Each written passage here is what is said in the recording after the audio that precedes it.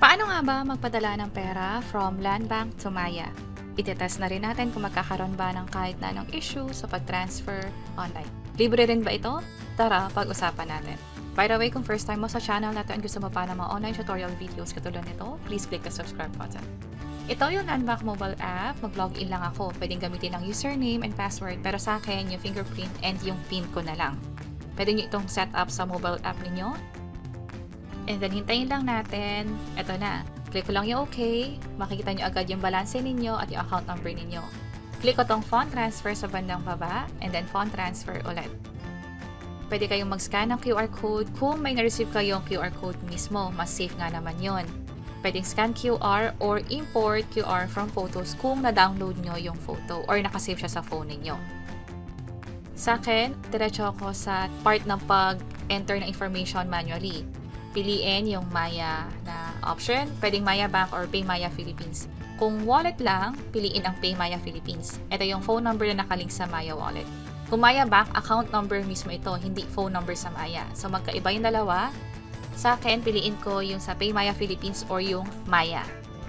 And then enter ko na dito yung cellphone number na nakalink sa Maya account na pagpapasahan ng pera.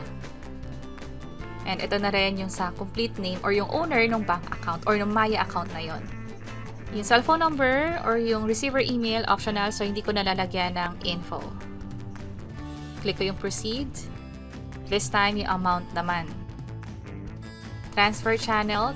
Piliin ko na yung InstaPay, real-time nga pala to. Pero yung sa PesoNet, kung sakaling more than 50,000 pesos iti-transfer ninyo, ito dapat yung piliin ninyo. But the rest, kung less than 50,000 pesos, InstaPay na lang para mas mabilis mapadala yung pera sa kabilang account. Sa PesoNet nga pala, pwedeng within the day pero pwedeng mabot ng few hours. Kung sakaling naabutan ng cut-off, pwedeng the following day pa. Also sa payment nga pala, I'm not sure kung by the time na pinapanood itong video na to is nagbago na yung charges. Also kung may parang ganitong update na 0 or libre yung fund transfer for a certain amount. So sa akin, 100 pesos lang ita-transfer ko. Sa purpose naman, ito yung pagpipilian. Piliin nyo na lang yung pinaka-fit. And then sa remarks, optional lang. So hindi ko nalalagyan ng info. Ito nga pala yung account ko sa Maya. Yung balance ay nasa 102 pesos. Let's see kung mag-update to mamaya. Tap ko na tong transfer now. Again, pag less than 1,000 pesos ita-transfer, libre siya. So, confirm na tayo. Enter ko lang yung OTP na ma-receive ko sa phone. So, i-click nyo yung request via SMS. And ito na yung text na na-receive ko nga from Landbank. Andito na yung OTP. I-enter ko lang dito yung code. Tap ko na yung proceed. Oops, mali yung PIN. So, importante na nakikita nyo yung code na ine-enter ninyo. So, tap ko yung proceed. Hopefully, i-accept na to. And ito na, transaction successful. I-test na natin this time kung nag-reflect na nga yung balance sa Maya. Sa inyo, mas maganda na itago nyo nga pala yung proof of transfer. Ito yung Maya. So, nag-update na siya. So, na-test natin na mabilis and libre din yung fund transfer online.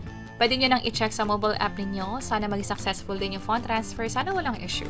At sana nakatulong tong video na to. Kung pakiclick ang like button at para sa iba't ibang mga tutorial videos, pwede nyo i-check ito nasa baba. Sana makatulong and see you sa mga next videos.